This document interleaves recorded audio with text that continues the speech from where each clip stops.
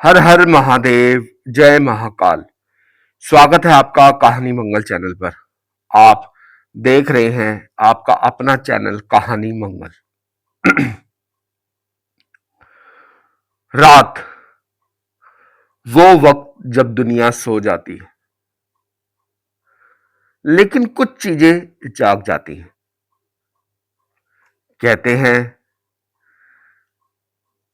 हर रास्ता हमें किसी मंजिल तक ले जाता है, लेकिन क्या हो अगर कोई रास्ता आपको ऐसी जगह ले जाए जहां से लौटना नामुमकिन हो। क्या आपने कभी महसूस किया है कि कोई आपको देख रहा है जबकि आसपास कोई नहीं होता? क्या कभी ऐसा हुआ है कि किसी अनजान इंसान ने आपकी मदद की हो और बाद में पता चला हो कि वो इस दुनिया में है ही नहीं? आज जो कहानी आप सुनने जा रहे हैं वो सिर्फ एक कहानी नहीं है, ये एक सच्चाई है।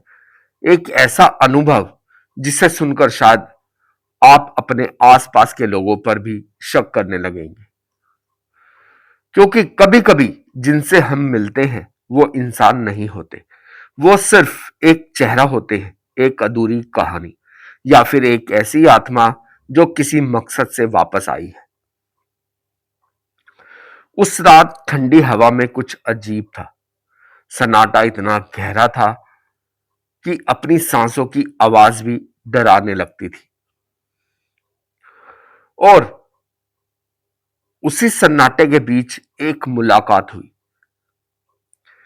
एक लड़की से जिसकी आंखों में एक अजीब सा सुकून था, लेकिन उसके अंदर छुपा था एक ऐसा राज जो मेरी जिंदगी हमेशा के लिए बदलने वाला था।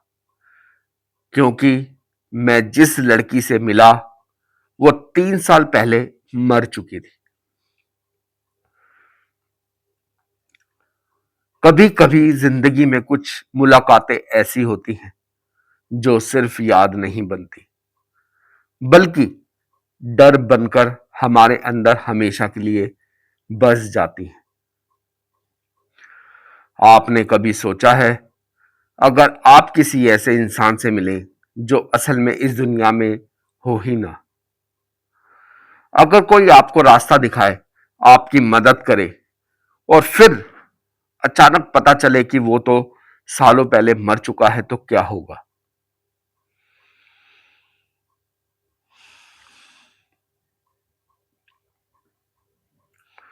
आज की ये कहानी सिर्फ डराने के लिए नहीं है, ये कहानी है उस सच की जिसे सुनकर शायद आप रात को अकेले बाहर निकलने से भी पहले 2 बार सोचेंगे। ये बात है अक्टूबर की एक ठंडी शाम की। मैं अंकित अपने काम से दिल्ली से एक छोटे से कस्बे में आया था। रात हो चुकी थी और बस स्टैंड से मेरे होटल तक जाने की कोई ऑटो या टैक्सी नहीं मिल रही थी। चारों तरफ सन्नाटा था, सड़कें खाली और हल्की हल्की ठंडी हवा चल रही थी।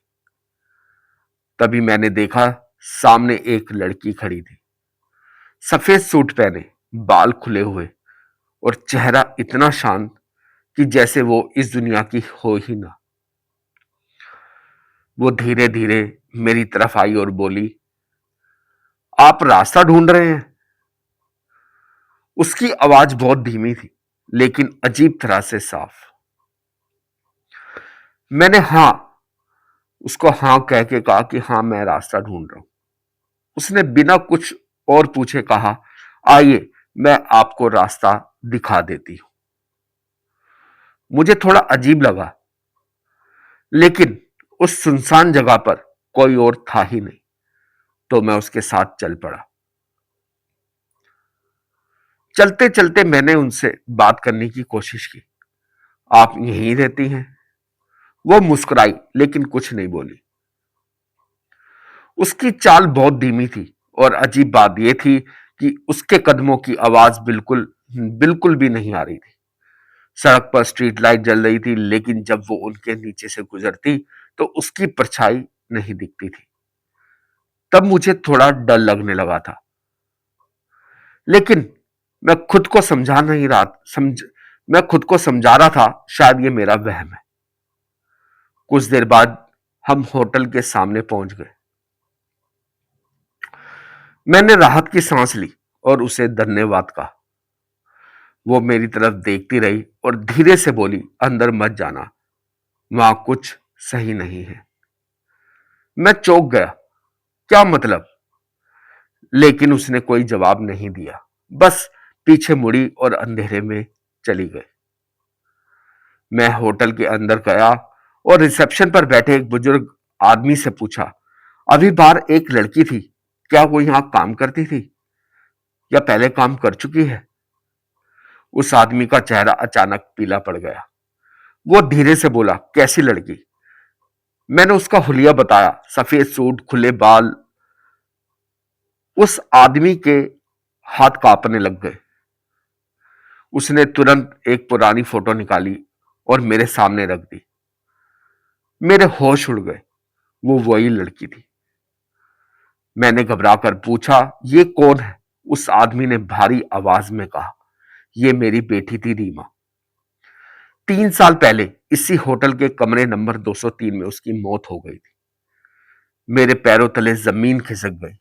लेकिन वो अभी मुझे अभी वो मुझे रास्ता दिखाकर आई है। मैं लगभग चिल्ला पड़ा। बुजुर्ग आदमी की आंखों में आंसू आ गए। वो आज भी आती है, सिर्फ उन लोगों को रास्ता दिखाने जो गलत जगह पर फंसने वाले होते हैं। मैंने डरते हुए पूछा, उसने मुझे अंदर जाने के लिए क्यों मना किया? वो आदमी धीरे से बोला, क्योंकि जिस कमरे में वो मरी थी वहां आज भी कुछ है। जो भी वहां रुका वो कभी सही सलामत नहीं निकला। मेरा दिल ये बात सुनकर जोर जोर से धड़कने लगा। मैंने तुरंत अपना कमरा बदलने को कहा।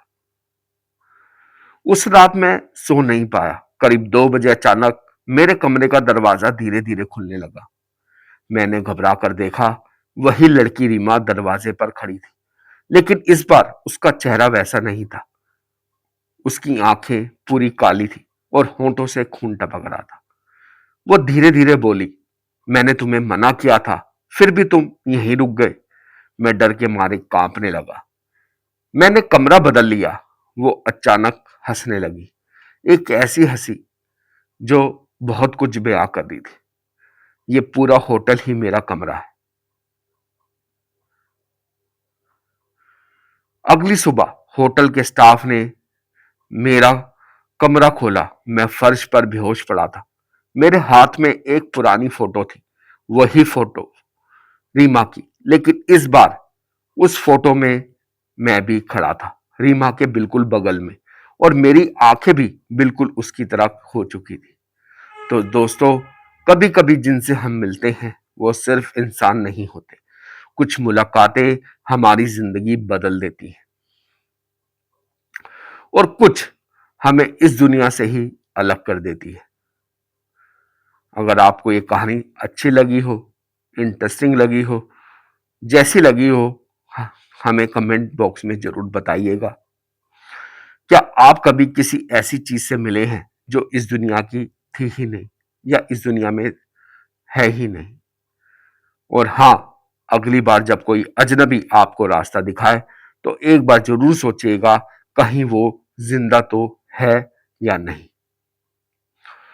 तो दोस्तों, आज की एक कहानी हमें ये सोचने पर मजबूर कर देती है, ये शक पैदा करती है कि हम जिससे मिल रहे हैं या जिससे हम अनजाने में मिले हैं,